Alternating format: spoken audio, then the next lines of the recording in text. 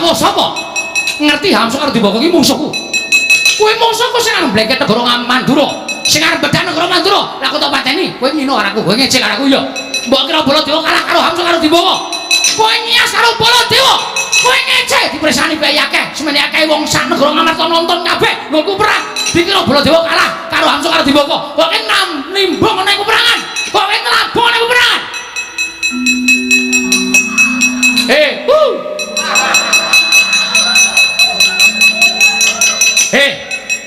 Ngopo? Kowe ki tak jak omongan. Wis ngerti. Saiki aku tak takon karo kowe sing kok sapa? Sing mateni Hamsa Dibaka sapa? Kowe ngecek karo aku. Kowe mbek jaman iso perang tak latih perang. Kowe tak wenehi pengertian bab ngilmu perang. Bareng gedhe kowe didoyok kowe ampuh. Kowe nglebet mungsuhe Baladewa. Kowe ngino karo Baladewa. Kowe ngecek karo Baladewa. Werkudara, aku ki omongan karo kowe. So. Rungono. Gah. Hai. Bengak-bengok. Anggepmu apa?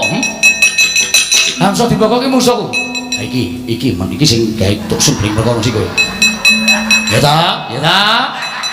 Iso. Kowe mesti.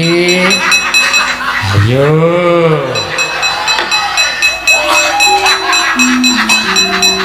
Ora sang guyu. Ora sang guyu. Kowe sing aja sae Werkudara, ya. Iso. Aku apal aku. Kok Prabu menika ndika menapa? Wis ora tak kowe kumbras tak kowe sila. Kowe sing dadi tuk sumber perkara. Kowe kok ngono karo Werkudara ta? Iya ta? Ayo. Iya ta? Aku kowe ketok kowe gligaping paning almu kowe kedap-kedap ngono kagem aku ora ngerti kowe iki. Terus saiki aku tak takon karo kowe. Nggih. Kowe dawuh Werkudara ngono kuwi apik kok.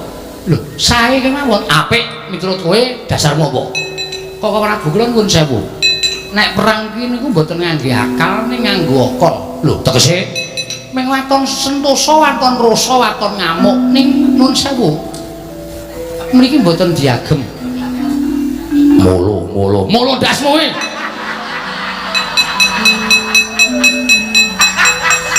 Karo kakane kok molok-moloke. Nggih to, akal mboten diagem. Tegese piye? Kok Prabu menika namung ngginakaken akal, wong kekuatan menika iso suda. Tegese mangke nek panjenengan menika kentekan kasantosan terus suda karosane bakale kalah. Ngono nek wong perang menika hitungane werna loro, nggunakake akal ya nggunakake akal. Nesu menika kenging, duka menika kenging, ning nganggo petungan. Ora kok duka terus muni-muni ngajar wong sak penake dhewe. Lah mriku nek temandang sareh nganggo akal, mula panjenengan keseser. Aku ora mosok keseser. Ning nyatanipun mangke sekedhap malih panjenengan kok badhe kawon. Wong panjenengan ora iso mitung. Hamsa mati dilumpati Dimbaka mati, urip. Dimbaka mati dilumpati Hamsane urip. Mriko nek wong pinter ra wis ana hitungane to. Hitungane piye? Lah nyawa siji raga loro, tegesipun ratu kala wau kedah mati bareng.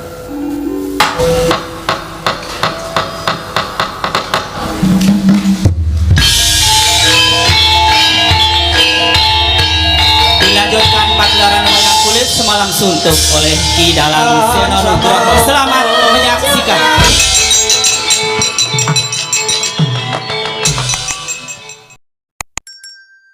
Mugi ngayomono marang Praja Ngamarta sak isinipun. Nun mangke Koko Prabu.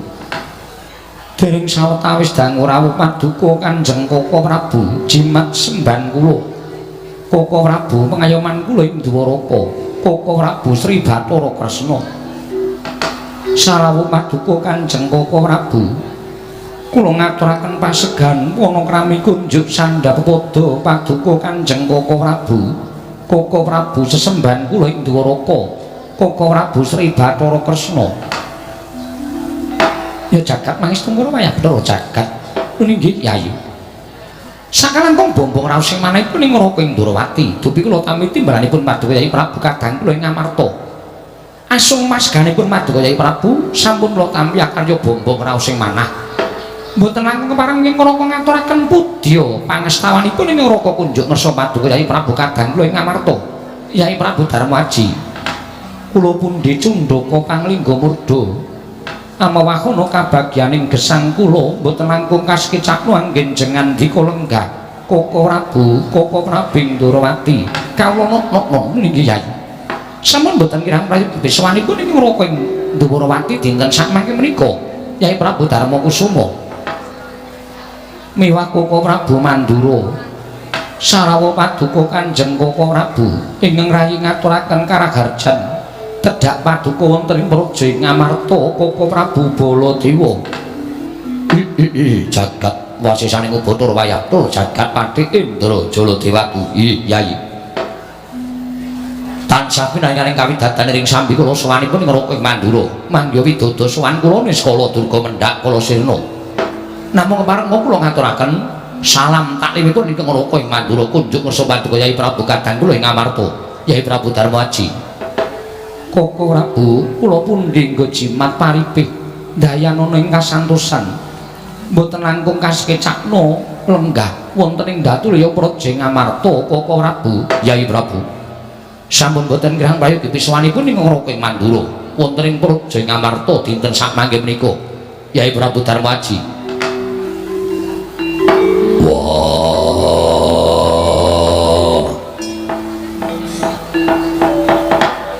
Kresna kakangku aku ngaturake basaku katura Kresna kakangku kadangipun Kakang Yai Werkudara ya siap diatur bekti lampun pun Kakang wis tak tampa karya bombong penggalipun Kakang ora liwat pangestunipun Kakang Tampanana Werkudara ndak gegem dadekake jimat Baladewa kakangku aku ngaturake basaku katura Baladewa kakangku kadangipun Kakang Yai Werkudara ndak tampa siap diatur bekti lampun Kakang ora liwat pangestunipun Kakang Tampanana Bratasena ndak gegem dadekake jimat ora liwat padha prayogakna nggone lenggah ana Datulya Praja Ngamarta Kresna kakangku lan Baladewa kakangku Werkudara ya kaya wis ora kurang kepenak Yai Dimas Njodipati ya Werkudara kaya wis ora kurang prayoga pratanipun kakang ing Praja Ngamarta dina samangke iki Yai Bratasena Koko Prabu dene ngrayu madu kula ngaturaken sembah pangabekti kula unjuk Koko Prabu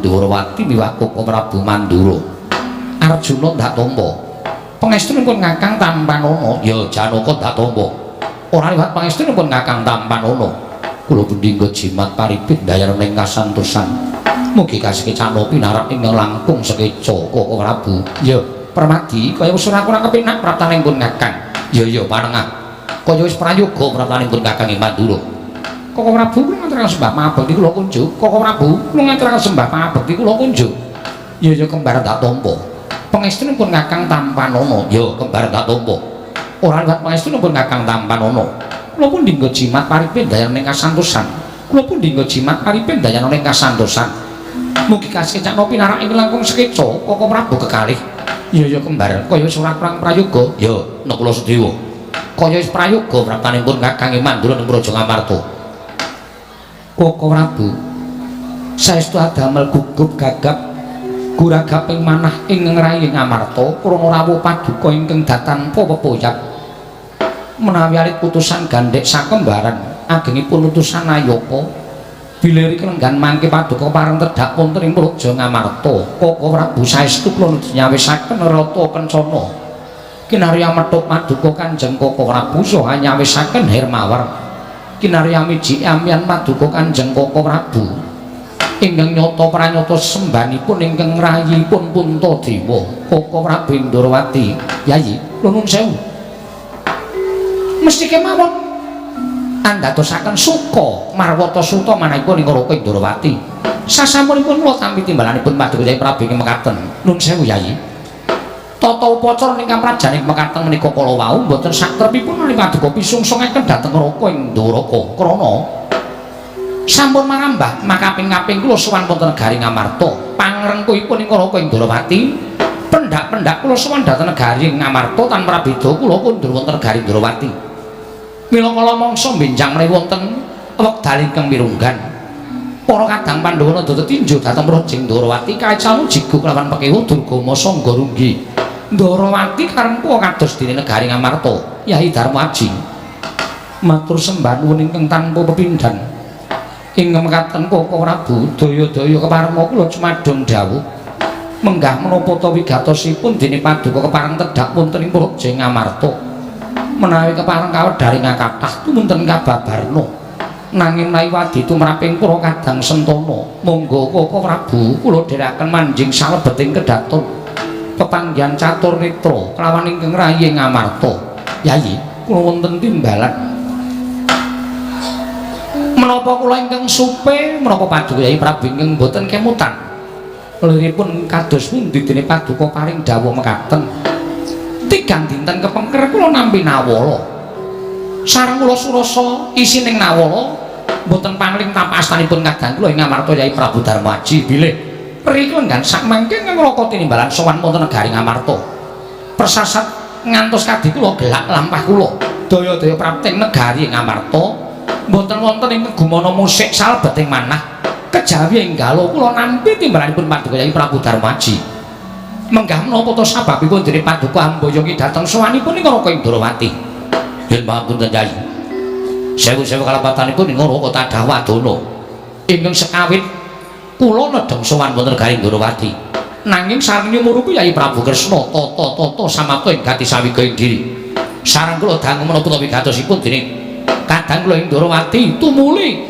badhe nindakaken kewajiban Kresna Waloka dhateng Raka ing Mandura bilih nedya sowan dhateng negari Ngamarta tumunten ing Raka nderek sowan wonten negari Ngamarta malah sakmangke kepasang yogya katujuh ing kene gandeng badhe wonten pirembagan mirunggan tumraping para kadang Pandhawa ingkang badhe tinampi kadang kula ing Ndrawati menawi kepareng ing Raka ugi badhe ngawuningali menapa ta sababipun dene paduka Yayi Prabu kepareng ngamiji sowanipun kadang kula ing Ndrawati. Yayi kepareng amba barana ingkang sejati ingkang Raka ing Mandura nedya nganglungaken jangga nilingaken karna mastuti sabda tama paduka Yayi Prabu kadang kula ing Ngamarta Yayi Prabu Darma Kusuma Prabu jimat semban kula Koko Prabu pengayoman kula ing Ndrawati sewu-sewu kalapatanipun ingkang rayi Tadhawadana krana kathahing kewajiban ingkang kedah sinangtul dening ingkang rayi Ngamarta ngantos kula supe bilih rikala lenggan menika kula ngrawuhaken paduka Kanjeng Koko Prabu Ndrawati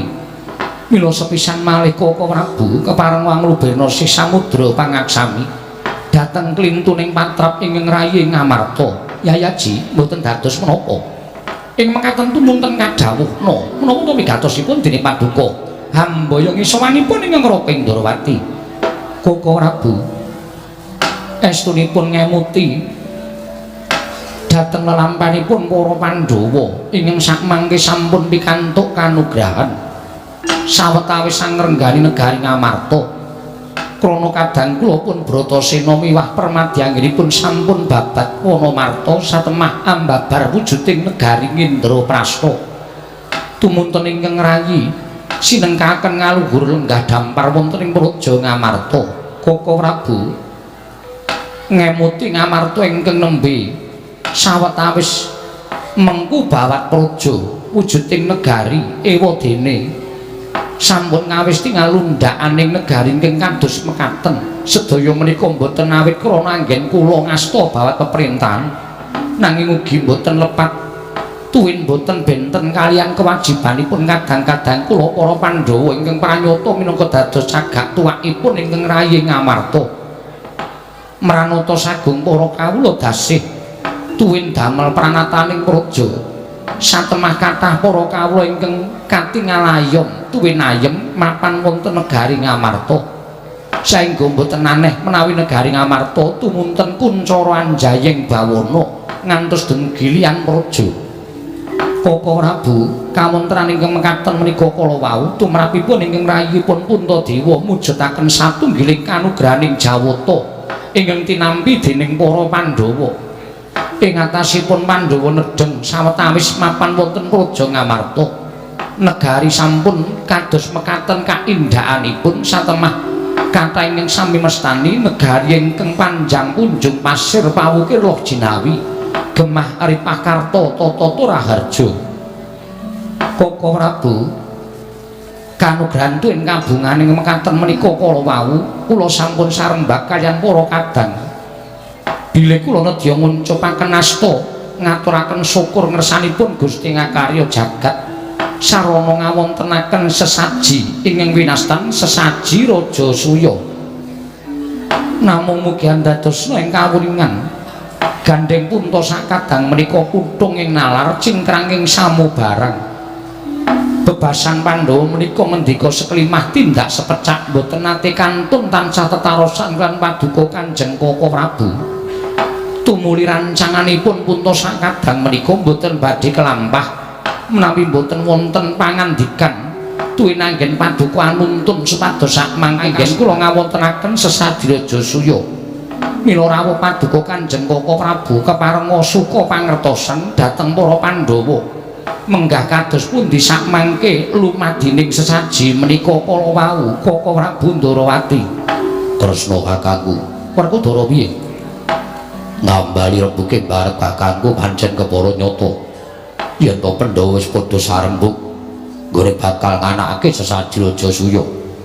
Lan aku wis madhep mantep lahir lan batinku upama ana syarat seranane, ana pepanggil, ana rupa ingkang kudu digoleki.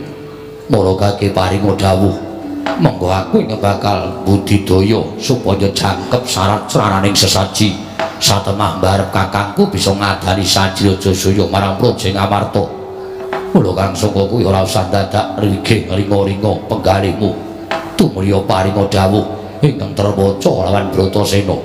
Semanten ugi kula Koko Prabu nadyan pinaringan kewajiban ingkang awrat kula mboten badhe selak watun menika dados rancak lumadining saji Raja Suya Koko Prabu Ndarawati jagat waisane ubud rayatura jagat. Yayi kula nuwun pangapunten nembe midhanget kemawon raosipun sampun persasat bombong ingkang tanpa pepindhan krana niatipun para Pandhawa ngenipun badhe ngawontenaken sesaji Raja Suya langkung-langkung mugi andadosna ing kawuningan mboten sadengah Nalendra saged ngawontenaken sesaji Raja Suya krana awrating inggih menika syarat srana inggih kedah kacawisaken.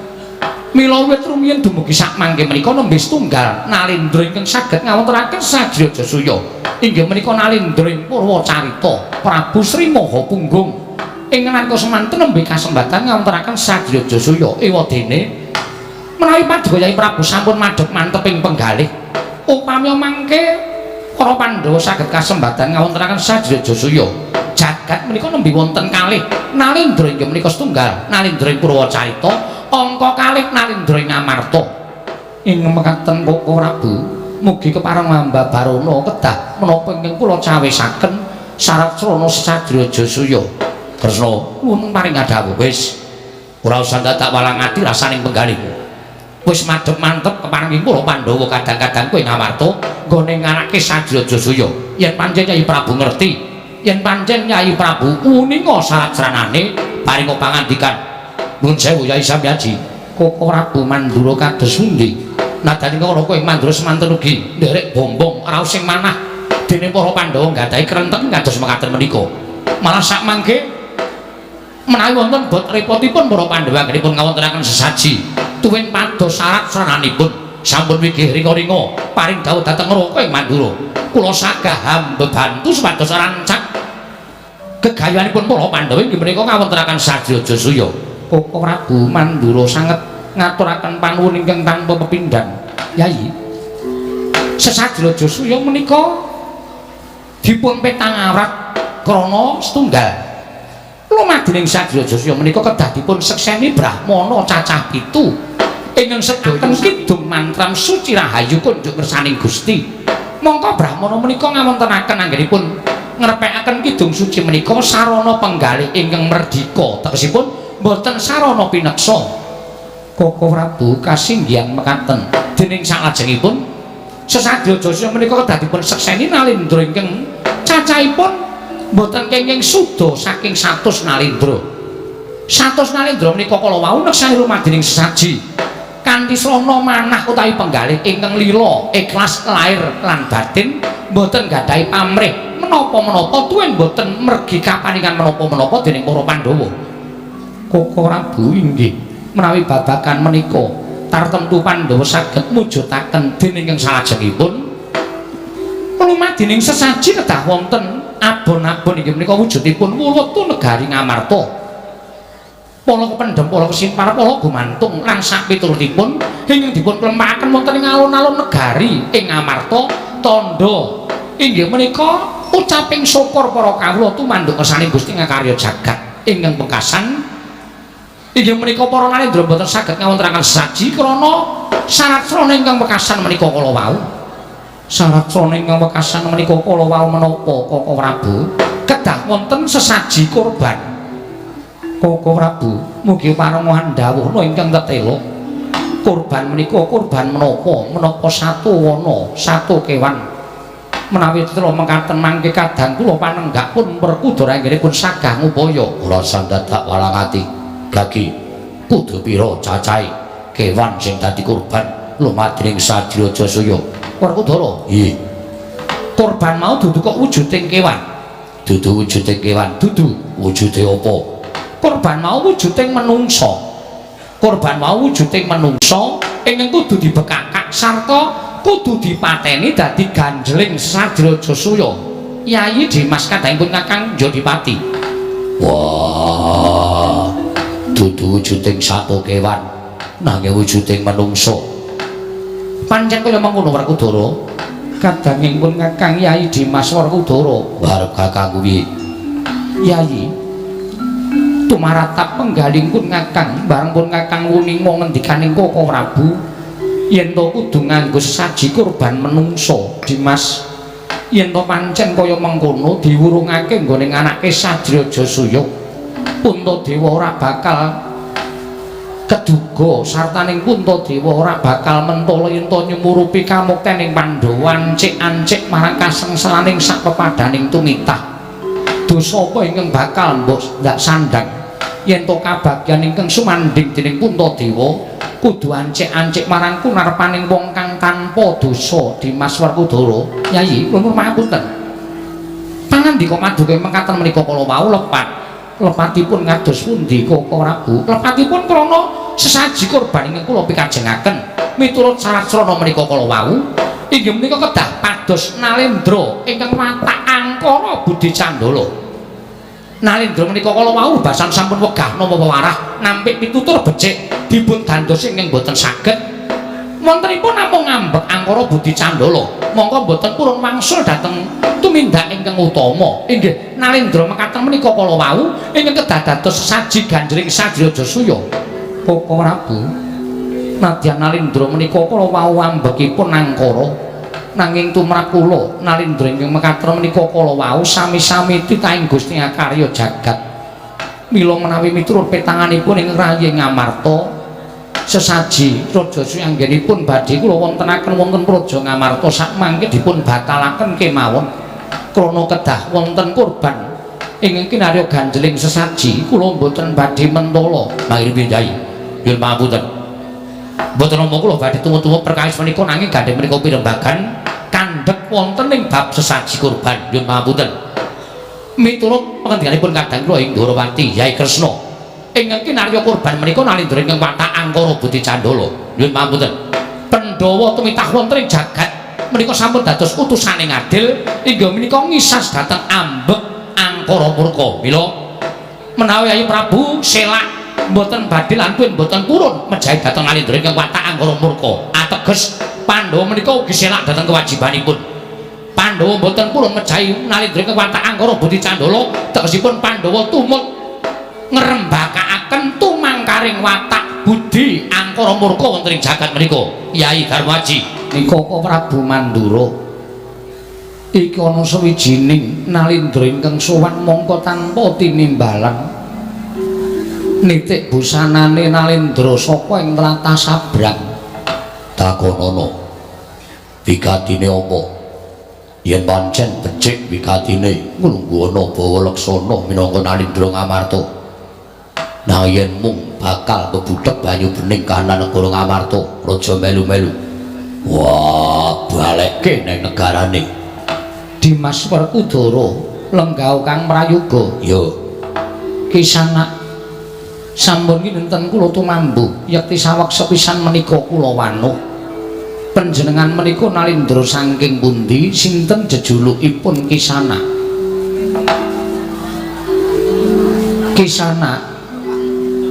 sampun kinten kula tumambuh yekti saweg sepisan menika kula wanuh panjenengan menika Narendra saking pundi sinten jejulukipun Kisana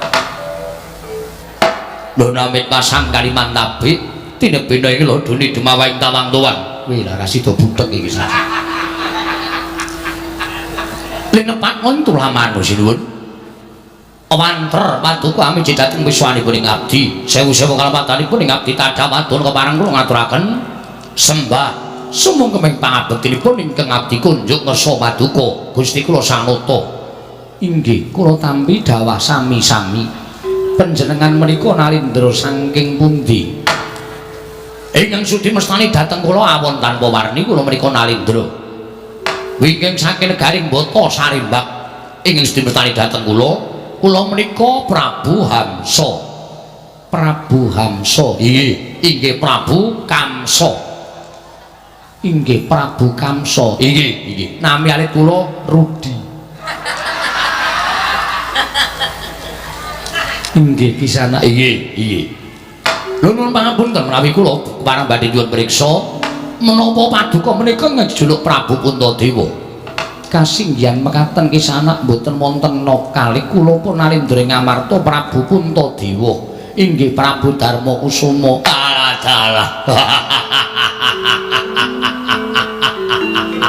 wah menawi ngaten mboten sisip anggen kula kraya-raya kekalangan Malaya ngupaya wonten pundi durungipun Narendra Ngamarta Prabu Darma Kusuma sareng kula tambuh-tambuh kayantunan nggih para kawula jebul pinanggipun negari Ngamarta menika mriki papanipun lan kanugrahan dene kula saged pinanggih kaliyan Narendra Ngamarta Prabu Darma Kusuma nggih Prabu Puntadewa wah mboten ana babar pisan awit panjenengan wonten negari kula menika Narendra ingkang kondhang kawenang-wenang nadyan kula menika wonten negari kula menika dipun dadosaken Narendra nanging sedaya para kawula menika sami kedanan kaliyan Narendra Ngamarta Prabu Puntadewa sami kepengin nulat dhateng tingkah lampahipun lan nulat dhateng kewatakanipun Prabu Puntadewa kula sumanggaaken dhateng sedaya kawula panjenengan Hamsa inggih mergi jagat menika sampun dados paseksen miturut kondhangipun Prabu Puntadewa menika Narendra ingkang Aludira Seta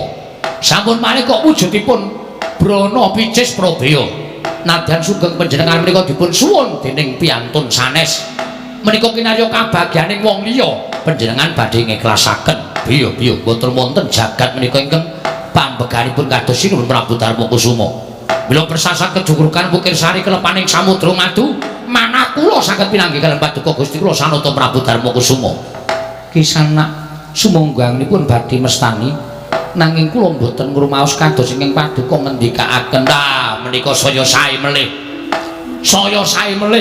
Narendra ing kewatakanipun sae berbudi bawleksana ning boten ngrumaosi menawi panjenengan menika gadah pambegan ingkang luhur menika tegesipun tiyang ingkang boten kepengin cemongol-congol kemetok-ketok wonten ing sesaminipun tiyang kasinggihan Kisana inggih lho nuwun sewu ingkang inggih ageng wonten mingking menika sinten menika rayi kula Satya ing Jodipati Raden Werkudara inggih ya Raden Bratasena menika mekaten Kisana wah dalah hebat waduh senengku ra jamak-jamak nadyan ana ing negara kula menika sampun majang gambaripun Raden Werkudara anggen kula kepi lan kumajelu remen sangat kaliyan Raden Werkudara sakmenika sampun saged aben ajeng wah Raden Prabu Hamsa piye kula ngaturaken sembah pangabekti kula kunjuk yo tak tampa biya suarane gedene ora umum wah ngremenaken piyantunipun jenggureng kados mekaten disawang ora saya medeni nanging malah saya katon baguse kaya purnama dadari waduh remen kula pitepengan kaliyan paduka Raden Werkudara yo aku yo seneng tepungan karo kowe inggih mangke menawi sampun paripurna selfie nggih Raden yo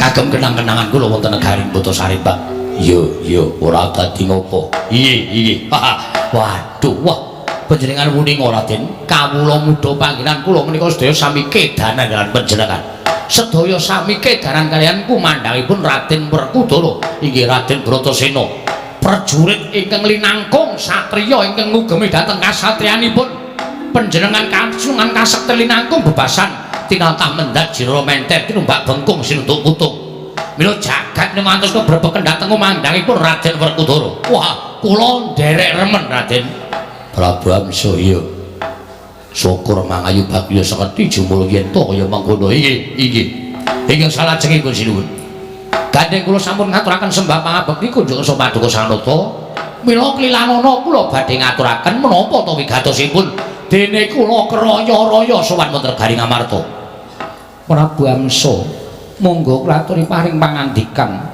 kula ndya midhangetaken ingkang tetela menggah wigatosipun nawuh wonten Garing Amarta ingkang sepisan kula ngaturaken bekti ndungkap angka kalih sowan kula menika namung badhe nyuwun senjata pitulung tumbak kenceng dhateng paduka Gusti Kula Sanata Prabu Darmakusuma kacariyos ing ngasta pusaka tanah Jawi menika pustaka Jamus Miyang Jimat Lima Sada menika nalindring Ngamarta Prabu Darmakusuma mongko mugi andhatosna ing kawuningan negari kula Mbata Sarémbang menika sampun wonten 3 candra etang ning ganggut dinten kelenggan sak mangke menika kados nampi welaing Jawata kados nampi pegebluk sareng kula mangsa semedi kula nglampahi prihatos nglampahi tapa brata wonten sasmitaning Jawata ingkang kula tampi bilih negari kula saged waluya nirmala temah jati jati temah mulya para kawula wangsul gesang kados wingi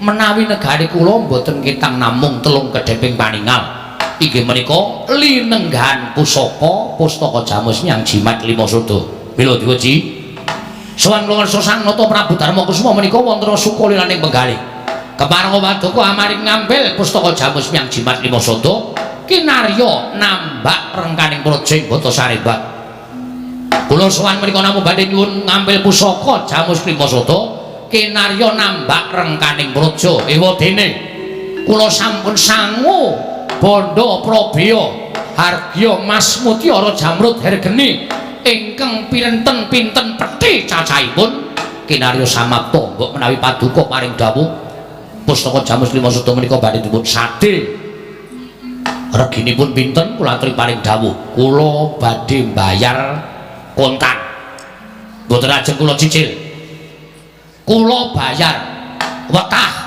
mboten wonten kirangipun menawi sak mangke paduka paring dawuh mongko bondo kula tirah kula caosaken sedayanipun menika pambegan kula watak kula kados mekaten menika mergi jagat menika sampun dados pasesen kula menika ratu ingkang sugih blegedhu bebasan seprapat jagat bondo donya menika kagunganipun ing abdipun Prabu Amsa menika menawi dipun sadi nanging menawi paduka nyuwun lintu menapa kemawon wujudipun kula aturi paring dawuh menapa nyuwun dipun lintoni titian gajah saking Kamboja cacah 100 kawan dosa badhe kula sediyani menapa nyuwun lintu wujudipun kapal titian kuda kula aturi paring dawuh pinten atus cacahipun kula aturi paring dawuh badhe kula sediyani menapa paduka nyuwun lintu kenya sing ayu-ayu tur tasih muda tumarana sedayanipun mangke kula padosaken wonten negari kula caosaken paduka Gusti Kula Sanata ami dipun tumbas boten dipun paringaken dipun lintoni Raja Prana dipun paringaken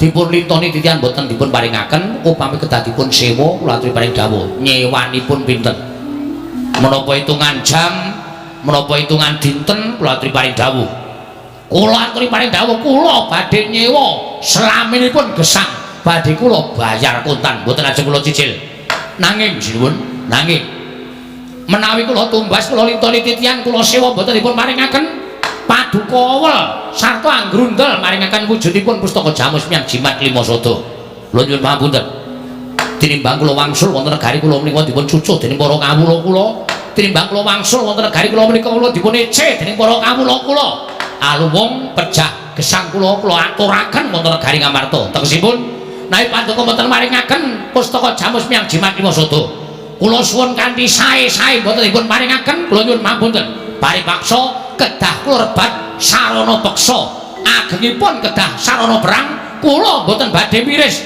sabab bakal nyumurupi muntrating marus diweji Jaja muntabir ketap tuko yayasinipe Netra kocak mondarandir Pitep nyomangolon Joko wadanani rombranang ing Werkudara apa Wangsulana Dimas talinganing pun Kakang Brebeg krungu swaraning Nalindra iki ya menenga wangsulane Hamsa wonten dawuh lho menika Raden Werkudara ingkang paring dawuh ya pancen mangkono yen kowe nembung pustaka Jamus kelima sada mara rumakna kang dadi dawuhku yen kowe nembung karo Puntadewa kleru lho klentu dos pundi merga wis ana sesasi iki sing duweni pustaka Jamus kelima sada dudu Puntadewa lho sanes sinuwun ngamarta dudu lah sinten aku sing duweni Raden Werkudara ingkang gadah ya pancen mangkono lan nalika semana kowe ngandhake arep to wae manut senengku ora karu-karuan wis tak iderke ning pasar 3 dina iki ora payu estu napa ya tenan menawi ngaten pustaka Jamus kelima sada badhe dipun sade pancen arep tak dol lajeng reginipun pinten Raden kula trimani dawuh kula bayar kenceng menawi 100 kula bayar 150 kali 100 kula bayar 250 300 kula bayar 350 menika watak kula kula menika menawi tumbas kula luwi nek bayar rombongan kula longi niku watak kula wah aku ra njaluk wujuding brana picis lho mboten wujud brana picis ora nanging aku cilik biyen tekane gedhe saiki tekane tuwa aku duwe pepinginan sing urung kelakon gadah pepinginan menapa aku pengen dolanan Mataraja nun pengen dolanan Mataraja Mataraja kuwi ngene Mataraja kaya kowe kuwi mripat to yo mripat wah panjenengan sampun kuatos niki sampun kula wonten sing kula incim ajeng kula cuplik matane Mataraja sapa kanca kula niku kula wis jleh ngandhani anggere nabo sing dituthuk rancakane pun boten iso dikandhani lha niki ajeng kula ganti neker mripate niki supaya kula aturaken kaliyan panjenengan dudu Mataraja kancamu lho sanes rencang kula dudu ning Mataraja raja sing ana ngarepku iki mangriyen panjenengan nek ngendika ingkang sekecol Mataraja sing ning ngajengan panjenengan niku teges kula yo matamu tinggalan kene pustaka Jamus kelima sada gawanan wah iblis lanat karpe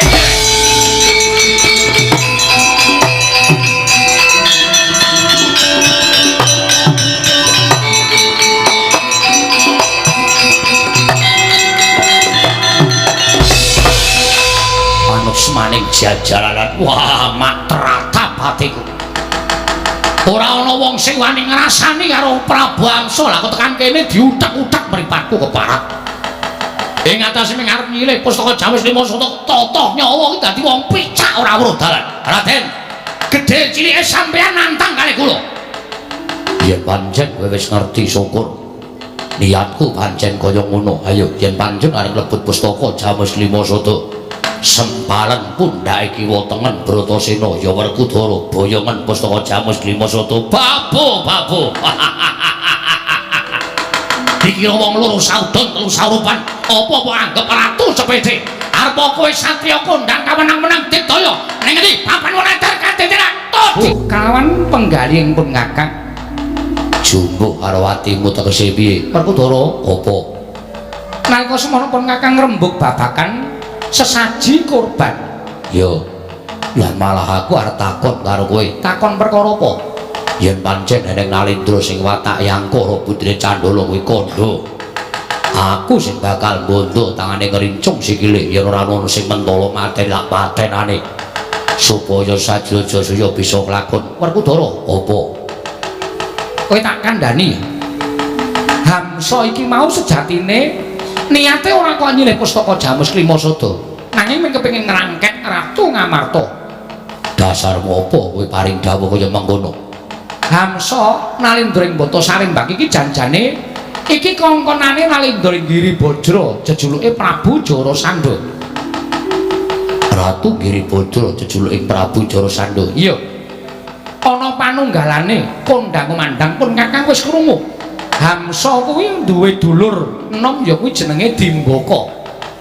Kuwi sak ratu sekti Mahambara. Lan didhawuhi dening Prabu Jarasandha ing Giribajra kudu iso ngrangket ratu cacahe 100. Monggo tekan dina iki Ratu Prabu Hamsa kuwi wis ngrangket ratu cacahe 97. Kenapa apa dadak ngrangket ratu cacah 100? Merga Jarasandha bakal nganakake sesaji Ludra, tegese sesaji konjuk marang dewane Ngangkara Murka. Wondene ratu 100 mau bakal dibekakak dibeleh dening Prabu Jarasandha kinarya syarat srana sesaji konjuk Sanghyang Bathara Ludra. Wah, menungso kepanjingane iblis. Jarasandha wani bakal bekakak ratu 100 sing tanpa dosa. Lan 97 ratu ing dirangket dening Prabu Hamsa iki mau wis dilebokke pakunjaran dening Prabu Hamsa lan Dimbaka ning pakunjaran negara Giribajra. Lan ganepe kurang 3. Ganepe kurang 3 ing endi wae? Kurang 3 kuwi 1 Ngamarta, 2 Ndarawati, 3 Mandura. Iblis sangat. Kowe iki wong ana kanan kaya ngene kok ya seneng-senengane. Ora pisan, ora pindho. Mesti gawe geger, mesti gawe rusak. Gawe bengok-bengok ngopo? Merga pun Kakang ngandhakake sing diancam bakal dirangket. Kuwi Ratu 3 Ngamarta, Ndarawati, Mandura. Lah wong Koko Prabu iki ora tau ketekan mungsuh, negarane ora ana sing mungsuh sing wani nekani Mandura. Lah kok dirasani karo Prabu Hamsa. Kowe ngerti watake Koko Prabu? Mesti duka yayasinipe. Duka-duka bengok-bengok kaya ngono kae. Wah, sing lara atiku. Lho kok sing lara atimu piye? Sing nantang Hamsa aku kok sing cenanangan kono. Ngremehke Werkudara, dikira aku ra wani karo Hamsa. Wis mengko ndak malah krimikan dadi grojokan geguyon dadi tangisan. Wis ora apa-apa. Wis to nengno wae. Koko Prabu mengko men perang karo Hamsa karo Dimbaka. Mengko tak menehi dalan males paraning atimu. Tenan? Iya. Ora pidak jempol karo kakangmu. Ora. Engko tak menehi dalan males karo kadangku Mandura. Janji ora ditenono. Wah, cuwek. Ancamane kok melangi. Dicuwek kuku pancana kuwi anggape kuku pancana kok iki pusaka lho Werkudara. Ya wen. Yayi, kula wonten maring dawuh. Kula nenggo sabdanipun Nyai Darmaji. Koko Prabu babakan kurban kula mboten cawe-cawe. Wis ora sampe melu-melu pasrahno karo aku. Aku kresna lan jlampruk kang bakal golek saji kurban. Nek kula sedewa kok nyawisake ubarampene kula wetu negara Ngamarta, kula kependhem, kula kesimpar, kula gumantung. Barep kakangku aku percaya sampeyan Darbi Kadang sarta Sumitra Brahmana ingkang akeh. Sartane duwe Sumitra Nalindra ingkang akeh klumpukna. Dimas Werkudara iya. Menawi telu mekaten Nyai tumunten kula parengana dinten sakmangke ngrumiyini medal pasewakan pareng paduka Kanjeng Koko Prabu. Maranata sagung para prajurit supados samangke saged anambak lampahipun Prabu Hamsa lan Dimbaka. Kula semanggaken. Aku yo njaluk pamit ndereke Kresna kakangku. Werkudara sing ati-ati aja kaya bocah cilik. Koko Prabu nadyan kula nyuwun pamit madal pasilan Arjuna mangsa borong yayi derekna Kanjeng Koko Prabu ing Ndarawati napa ngestaken dawuh. Sampun maripun pareng kula madal pasilan Koko Prabu sembah kula ingkang nderekaken Jengkar Paduka. Kumambanging sila Kresna nggon kurantu lawan Kakang Hamsa. Kepiye munggo kabur kawusanane nggonmu sowan ana negara Ngamarta. Ngelingi yen to mung kari telung Nalindra iki kudu dirangket katur marang Siun Prabu Jarasandha. Ya kuwi Ndarawati lan Mandura. Yayi Hamsa, Kakang Dimbaka piye? Jebul tinemune ora gampang nggone ngrangket Nalindra sakliyane negara Ngamarta, Ndarawati lan Mandura. Ketitik nadyan wis kanthi pawadan aku matur yen to negaraku ketaman pegebluk.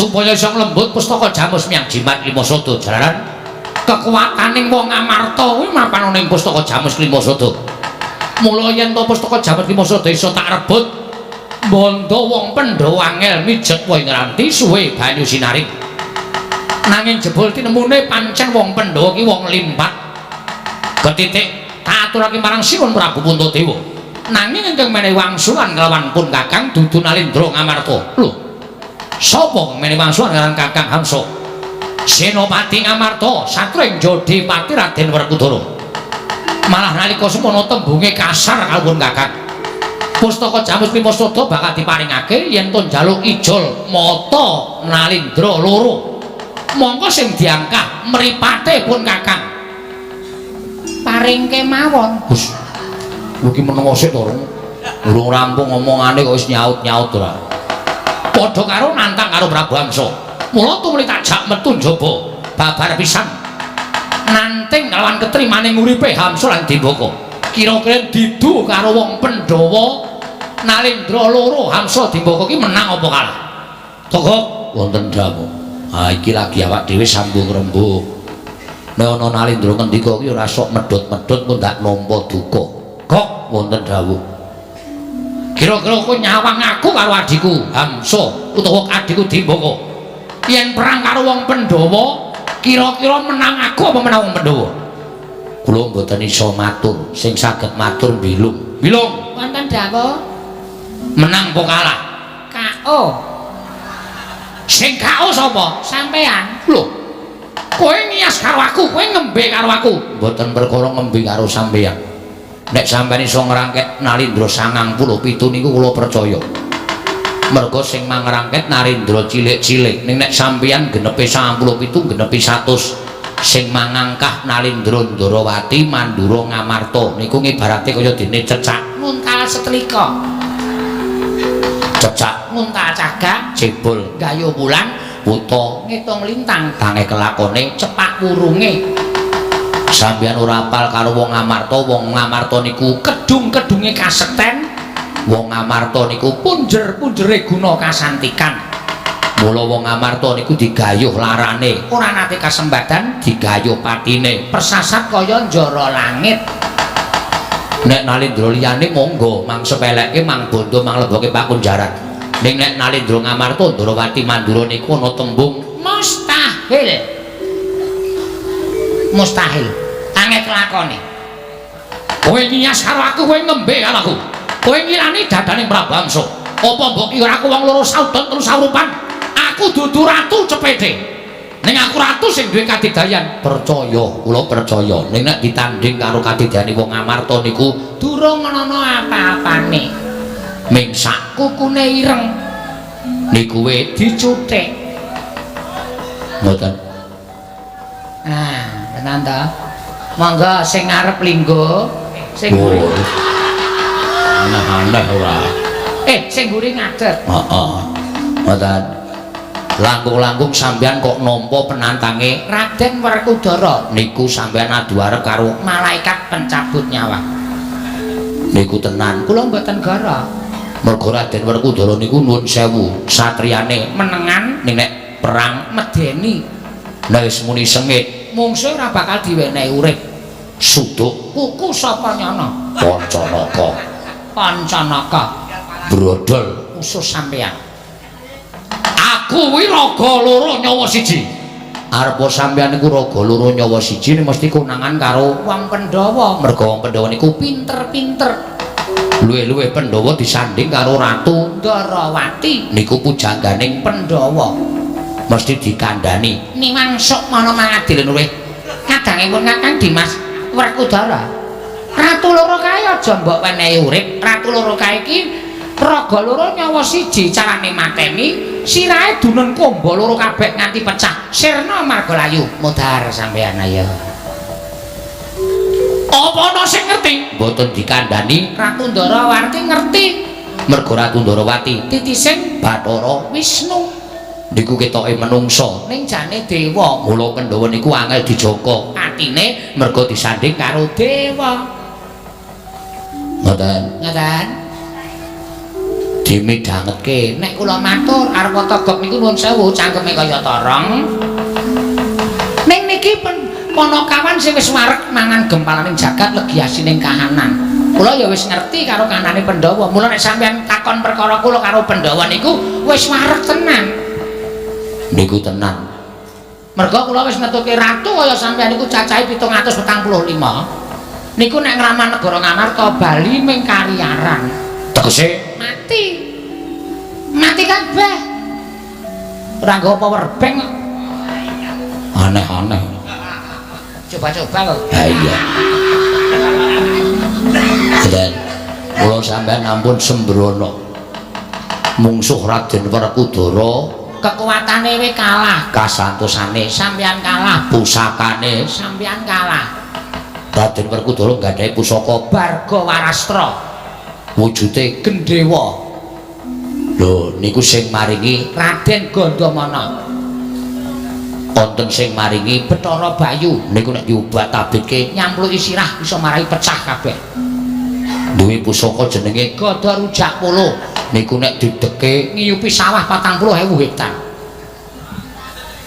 Kuwi tenan apa piye? Etok-etoke. Wong ki ra yo banget ki ora masalah to. Niku Gada Rujak Polo. Lho, kuku Pancanaka mapane tenggen jempol niku nek Werkudara nesu modot sakilan luwih sithik. Kok dadak luwih sithik? Hitungane wae semono kuwi kok. Oh iya. Wis tenan kuwi. Semono kuwi. Boncana kuwi. Boncana kuwi. Tuweke nggon dada blerek medun modar. Niku wis bola-bali ratu mati wetenge do bedah kabeh. Ngoten. Sikile niku mawa kekuatan luar biasa nggajul gunung jugruk segara iso asat. Sikile Werkudara niku nggajul gunung iso jugruk kok. Tenan ta percaya asli. Anggere mangkel sikile Werkudara niku mancal-mancal ngenengi gunung jugruk. Oh iya. Iwanengen. Ha iya. Niku sikile Werkudara. Nek sampeyan ajeng mungsuh kali Werkudara niku nuwun pangapunten niki malah kula karo Bilung sing rumangsa repot. Lho, repote mesti kula dadak golek silian Bandosa we loro. Nggo ngopo? Nggo ngusung sampeyan niku. Mesti modar mesti. Umbo yo nganggo sedono. Ngomong kaya ngono kok ndak dadi ngautata krama. Ratu grasak kaya ngono kok. Yai Diboko, Kakang Prabu Hamsa piye? Ora sang dadak gugu omongane togok. Dinyatake piye? Ayo wong loro maju nang pabaratan. Nek pancen wong Ngamarta ki wong Debyasura sekti kalintang jayaning perang, mesti iso ngasurake pun Kakang lawan Siadi. Nanging yen wong Ngamarta kuwi wong kang ora duwe kekuatan, kabeh omongane togok karo Bila ki mung kandheng ning pangucap ora kababar dadi pakarti. Ratu Ngamarta rangket, Dwarawati rangket, Mandura rangket. Kowe kalaku sowan ning Giribadra, bakal entuk bebungan keng tumpuk matumpo-tumpo. Yen pancen kaya mengkono, ayo tak derekake. Kakang sing rumangsa ditantang karo Raden Werkudara. Disi olaku aku ning gurimu Kang. Aja ta karo Kakang. Iya, Kakang Hamsa. Triya kandhet ngeyet. Bringa sing ngulur geni tumpangke kuping kiwa temen. Mripate mandeng karo aku tanpa kedhep. Dedeg piadeke ora swira. Gus, kowe sapa? Takon karo aku Senopati Ndorowati. Satring garepur Raden Setyaki. Raden Setyaki. Yo dasar para nyata. Sing mburi sapa? Oh, lek nomripatmu gatekno gobokmu. Kula tanpa rupa patih aku le. Wah, patih ya. Patih Mandura. Patih Praguta. Wah, patih Praguta dasar kepara nyata. Kok cengengesan cengelmu. Iki pancen ciri Cilai Ginawa mati, sane mati yen iso mari ndut tekane mati. Kuali. Syukur watuk, syukur dengkulmu mlocot. Guyu watuk dilokke. Kakang Praguta wonten dawuh Raden. Sing sabar tak cai rembugan sing apik-apik. Mbok menawa Prabu Hamsa kena tindak sarunaris supaya bali ning Batasari Mbak. Nek mboten kamplengi mawon. Pun mboten sawerna-werna. Wah. Ono apa Kakang Praguta? Saweran kok rambutan. Ditandur. Malah werna-werna. Hamsa ana marang. Didhawuhi dening Sinun Prabu Baladewa. Kinen methuke karo kowe. Wigatine kowe takon bali. Lho. Bali piye? Ora sah dadak kowe ngambe-ambe pustaka Jamus Miang Jimat Lima Sadaya. Kowe bali ya pengen awet uripmu. Tekan tuwa nyawang anak putu ora sah dadak kok bacutke nek kok bacutke cekak umurmu modar kowe. Wae ladal. Lah kok kaya ngono sumbare wong Ngamarta. Apa dikira aku ratu sing jireh getih wedi mati. Setyaki ana barat.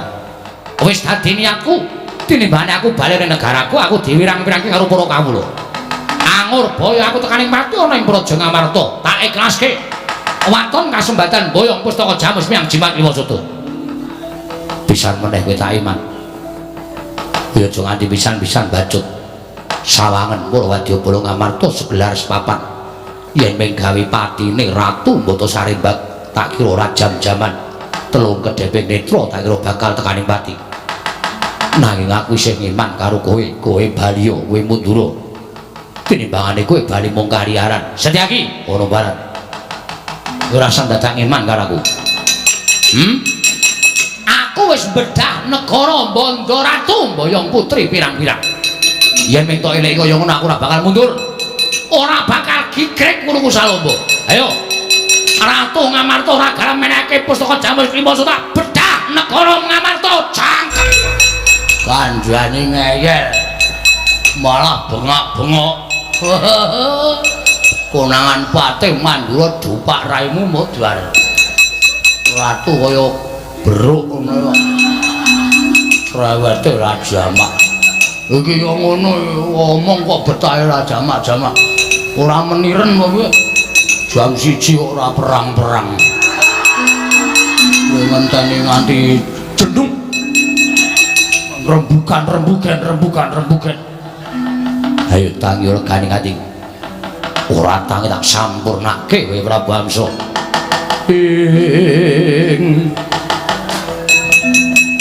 Tiba kantep Bayu Atmaja ngeling ora risang. Ngeling ana risang satriya Wiratantama. Ayo. Oh. Piye kok? Domongi ngeyel. Ketemu sapa? Aku ora pangling arep dhewe Setyaki. Mburine Praguta Patih Mandura. Ratu Gustimu dikandhani ngeyel. Ora wedi. Aku ratu ora bakal miris nyumurupi muntrating marus. Praguta cancut Taliwanda. Wo cangkeme gres. Digapake tendang nggon rai. Gletak modar. Awake ratu ibarate kok kaya gluduk kurang udan kok wong iki. Omonge gleleng kaya bakul obat kae. Tandang gawe ora ana apa-apane. Dili ana mati apa urip? Mati. Domongi mati kok. Dili isih kok. Mulai tok arani mati jek urip. Oh, ae ta. Ketarane ora ambegan. Kok iso ngerti nek ora ambegan? Rambute irung ora mlebu metu. Wong ambegan ki rambute irung mlebu metu. Iki wis plasana tanda-tanda hidup. Niki yo saura-urane diemutke. Wong Ratu Gusti awake dhewe. Gusti monggo kula aturi enget. Gusti monggo mumpung anget Gusti. Kula aturi enget monggo Gusti kula aturi emut. Monggo Gusti mumpung anget terus dimut Gusti. Kula aturi enget mumpung anget Gusti. Woe ngaren kulang kaling kula aturi eling. Monggo Gusti kula aturi eling. Monggo sinuwun kula aturi wungu ampun kados ngaten. Nalindra Digdaya Dugdeng Samaradeng Duk bisa makubis. Kok mboten purun tangi namung dipun dugang kalian pun sinten Praguta kemawon kok terus mboten eling menika wonten pundi kasekten panjenengan sinuwun.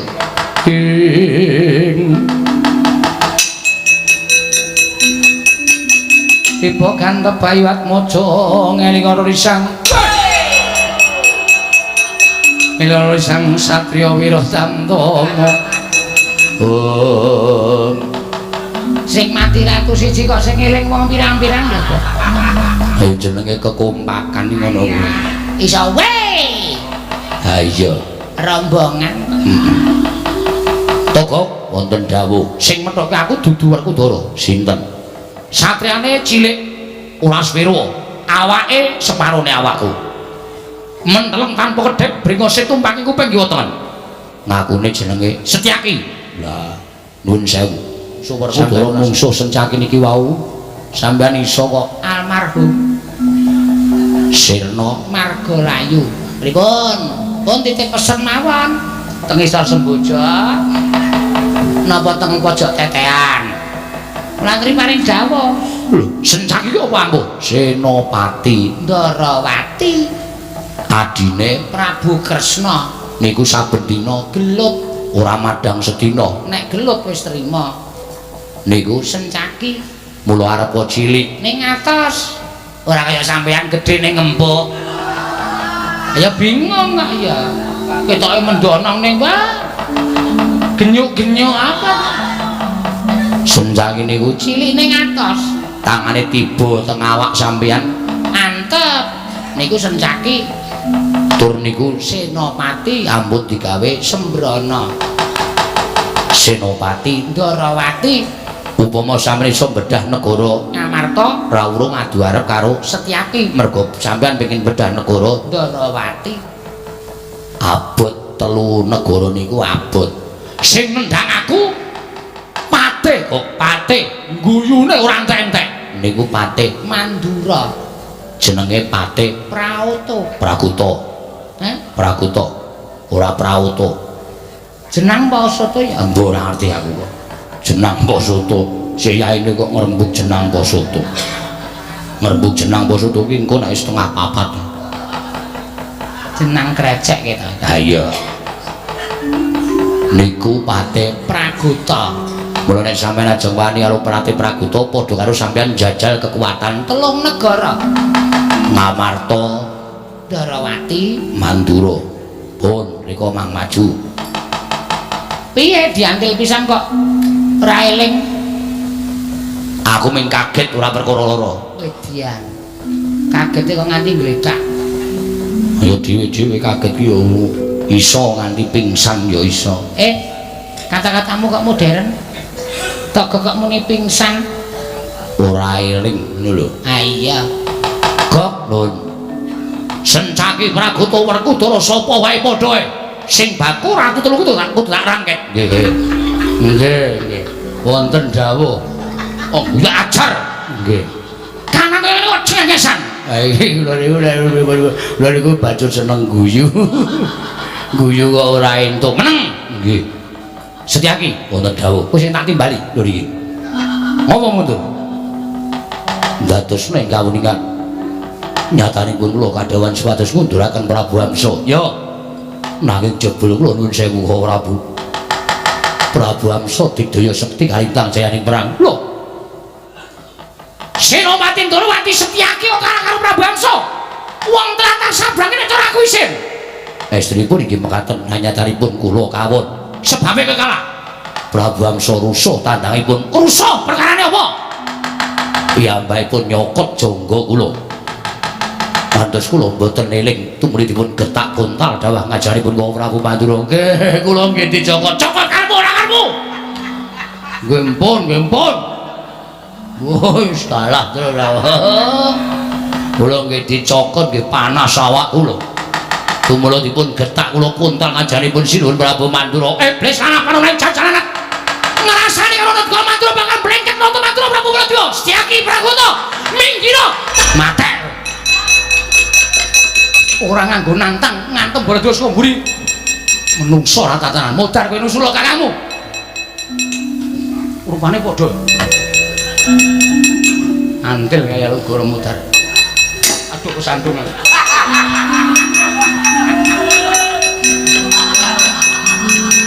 datang beda kalah ingkang raka Prabu Dimbaka Sirna Margalayu sigra linumpatan kalawan ingkang raka Prabu Amsa nalika semanten gawaning para dewa kaliyan jagat Gregah kaya wungu saka Nendra. Yayi Dimbaka tangi aja kaya bocah Kudara.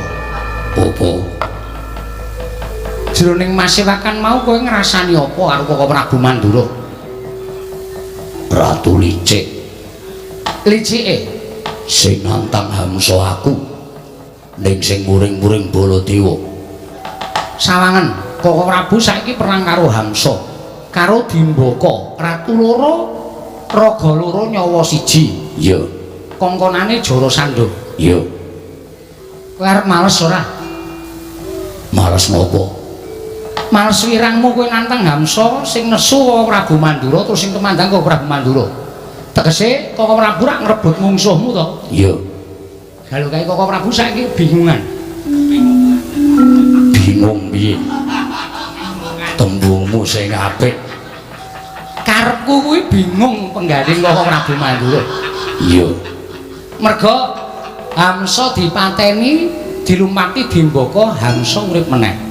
Dimbaka dipateni dilumpati Hamsa, Hamsane urip meneh. Koko Prabu kae pancen sekti dedaya, ning nek tumandang ki nggunakake akal, ora nggunakake akal. Wong mateni ratu kae ki jane gampang. Upama loro dipateni bareng kae wis ora bakal iso urip meneh. Ning Koko Prabu ora iso menggali tekan semono. Merga wis kesurung rasa mubal babaring ngarepson wekasan akal budine ilang. Iya. Terus Kowe maju. ratu loro ae Dunen kumba sirahe nganti pecah kabeh. Engko rak mati kabeh. golek Baladewa nesu. Kowe omongo yen Baladewa ya lancang. Golek wonge ngeyel. Kowe wedi kok Ora kekandangi kok. tenan. Iki ngopo lho, Kudara kok tenan? Mergane kowe adine. Nek kowe wis ngentuke lak tandangi tenan. Ya aja iki mau rak ming tembung sembrono to. Nek kira-kira kono nesu mengko tok wangsuli. Aku ora tau omongan akeh. Omong aku ya nganggo kepelan utawa nganggo sikil. Nek nganti aku engko ora eling Baladewa tak dugang utawa tak jotos. Kriwikan dadi grojokan keguyon dadi tangisan. Diampet. Diampet wong kae nek cerewet ora kena diselani. Mesti muring-muring terus. Nek kowe engko bingung kowe ngundahno aku. Kowe iki kerep ngapusi. Ngaku ae. Engko aku wis maju kowe lunga, engko nek geger Baladewa karo Werkudara, kowe guyu saka Dirgantara ya ora. Ora. Ora apa. Kowe iki kulino ngono kuwi. Sagedagan iki ora wis, ora. Ora aku tak neng kene ora lunga-lunga. Janji lunga ketemu ak candal ak banting. Iya bantingan ora pecah kok tok banting. Bantingan. Yen pancen kowe tanggung jawab ratu ora patenane. Nek ana murinane Baladewa aku wegah nanggapi, kowe sing nanggapi. Iya tak tanggapi. Pira to nanggap Baladewa? Wah, ora sembrono iki rembugan tenanan. Lho, lah iya aku ya rembugan tenanan kok. Sampe nanggapi Koko Prabu Mandura kowe pira? Tak tanggapane. Wah, minggir lah trajange.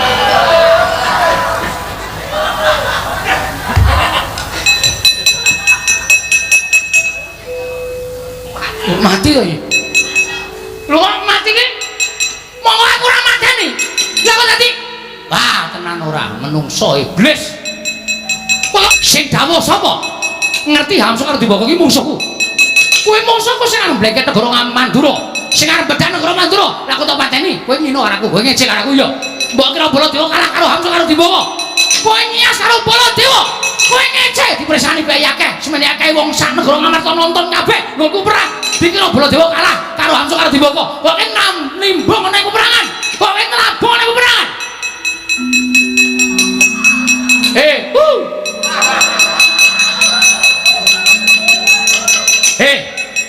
Ngopo? Kowe tak jak omongan. Wis ngerti. Saiki aku tak takon karo kowe sing kok sapa? Sing mateni Hamsa Dimbaka sapa? Kowe ngecek karo aku. Kowe ben jaman durung iso perang tak latih perang.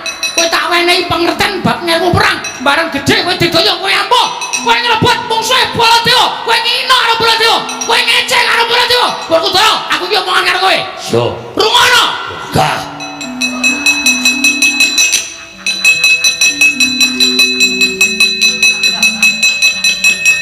Wah, Aduh, iki ngapa iki? Ih. Ana ratu lungguh dibopong bae. Hei, Kakang Nesu. Kakangku sapa? Iwan Iwan sapa? Baladewa. Kaya pelajaran SD wae. Iwan Nesu sik Hei, bengak-bengok. anggep apa? Hamsa diboko ki musuhku. Ha iki sing gawe tuk sumbring perkara sik kowe. Ya ta? Iya. Kowe mesti. Ayo.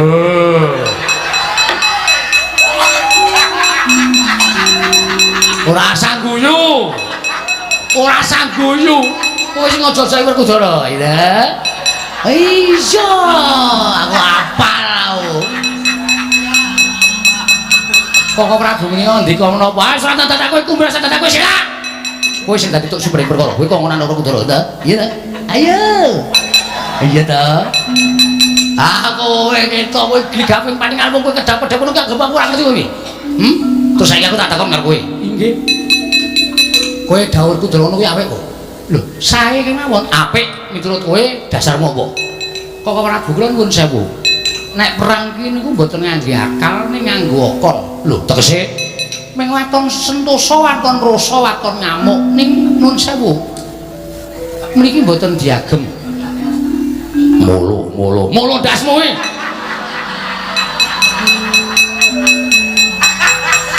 Karo kakane kok molok-moloke. Nggih to, akal mboten diagem. Tegese piye? Kok Prabu menika namung ngginakaken akal, wong kekuatan menika iso suda. Tegese mangke panjenengan menika kentekan kasantosan terus suda karosane bakale kalah. Ngono nek wong perang menika hitungane werna loro, nggunakake akal ya nggunakake akal. Nesu menika kenging, duka menika kenging, ning nganggo petungan. Ora kok duka terus muni-muni ngajar wong sapenake dhewe. Lah mriku nek temandang sareh nganggo akal, mula panjenengan keseser. Aku ora mosok keseser. Ning nyatanipun mangke sekedapane panjenengan kok badhe kawon. Wong panjenengan ora iso metung. Hamsa mati dilumpati Dimbaka mati, urip. Dimbaka mati dilumpati Hamsane urip. Mriku nek wong pinter ra wis ana hitungane to. Hitungane piye? Lah nyawa siji raga loro, tegesipun ratu kala wau kedah mati bareng. Oh iya. Wah, aku dadi ora mikir tekan semono to. Lah wong panjenengan niku ora nggunakake akal to. Mula nek kula candhet, kula matur nuwun sewu, mesti panjenengan duka. Buayi nuturi wong tuwa. Kula ngerti sih watak wantunipun Koko Prabu. Nek kula elingke buayi ngerti apa? Nuturi wong tuwa iki dulu perkaraku. Mesti ngoten. Ya to, Saudara? Iya. Mula kon mateni ratu menika ben ndang rampung. Lho, Bang, kok ora iso ngrampungi? Saged. Ning suwe. Iso ngrampungi ning suwe. Lho, sing digoleki ra ngono kuwi to. Rampung ning suwe. Lah menika rak pekareman panjenengan. Aku ya beda. Lah, Apa butuhe cekat-ceket ndang rampung, ndang paripurna, ndang selesai. lho. Iki omonganmu sak penake, Dik. Ndang rampung tegese ngono. Lah iya. Mila menawi kula dawuh Werkudara niku panjenengan boten kenging duka. Lah ming tanggep Werkudara kuwi wong Deksura ing patrap. Ngerti aku rung njaluk tulung wis diwangi. Mergi kula ingkang dawuh. Mesti kowe kok, mesti iki Pandrono Kanur kaya niku mesti kowe. Tok sumbere mesti kowe. Kowe ora pisan ora pindho mirang-mirang aku lho Kresna. Ora pisan ora pindho mirang-mirangke Baladewa. Nuwun pangapunten. Kula mboten niat mirang-mirangaken, namung semantena kula namung badhe nggalo perkawis menika pikantuka dalan margi ingkang Padang. Tumuni wae kurna, sampun. Kok Prabu mboten kenging duka. Oh ngono. Nggih. Ya. Wis nesu. Wis dong apa urung? Ya wis ngerti. Nek wis ngerti aja nesu. Ora pun kakang ora nesu.